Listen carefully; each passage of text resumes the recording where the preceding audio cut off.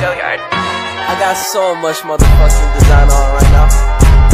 Break it down, bring it back, make it clap. I got 3 old thoughts, new block, where that thing. Bitches on my line, and you know.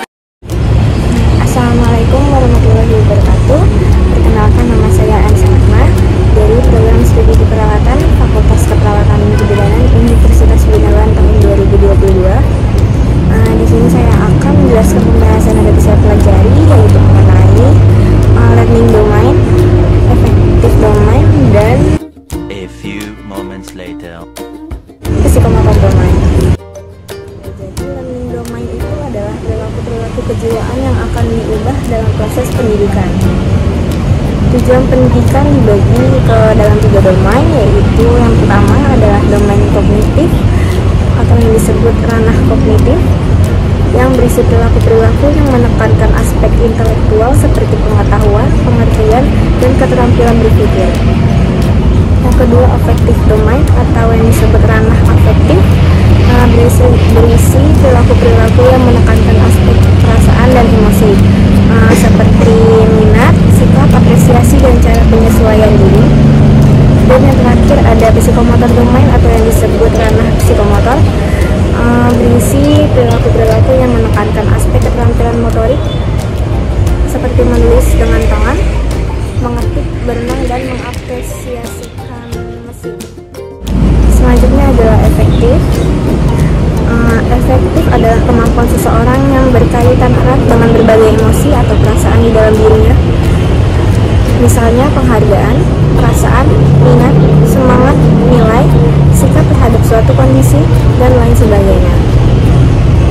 Aspek efektif dapat dikelompokkan berdasarkan kategori tertentu, yaitu yang pertama, penerimaan atau receiving. Anak-anak diharapkan mampu memperhatikan dan memberikan respon stimulasi yang tepat untuk menunjukkan penghargaan kepada orang lain. Lalu yang kedua, responsif, yaitu kemampuan ini terlihat ketika anak-anak tertarik terhadap suatu hal dan memutuskan untuk ikut terlibat di dalamnya.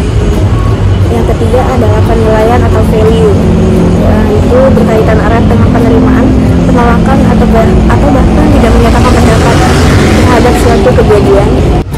Yang keempat adalah organisasi, yaitu kemampuan dalam menyatukan nilai-nilai yang berbeda atau menyelaraskan berbagai perbedaan yang ditemukan.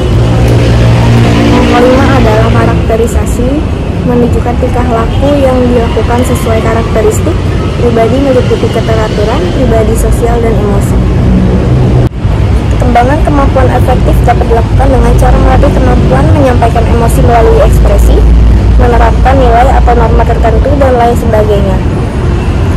Yang kedua ada psikomotor, yaitu pengertian psikomotor adalah kemampuan yang berkaitan erat dengan gerakan fisik atau perilaku. Aspek psikomotor dapat dilihat atau dinilai dengan kemampuan anak berdasarkan jarak, kecepatan, teknik kecepatan, dan cara melakukan sesuatu kegiatan. Terdapat 7 kategori yang terdapat pada aspek psikomotor, yaitu peniruan, kesiapan, respon terpimpin, mekanisme, respon tanpa kompleks, adaptasi, penciptaan. Selanjutnya, contoh dari perilaku efektif pada anak-anak yaitu yang pertama, mendengarkan perkataan atau pendapat orang lain.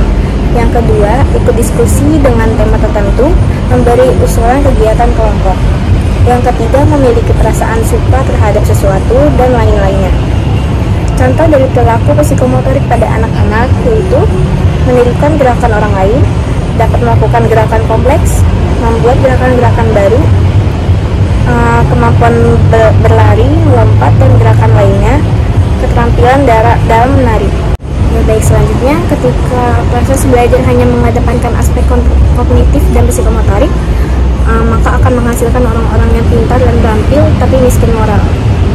Sebaliknya, ketika proses belajar mengupayakan perkembangan ketiga aspek tersebut, maka seseorang akan menjadi manusia yang utuh, menjadi individu yang cerdas, pintar, terampil, berakhlak mulia, dan bermoral.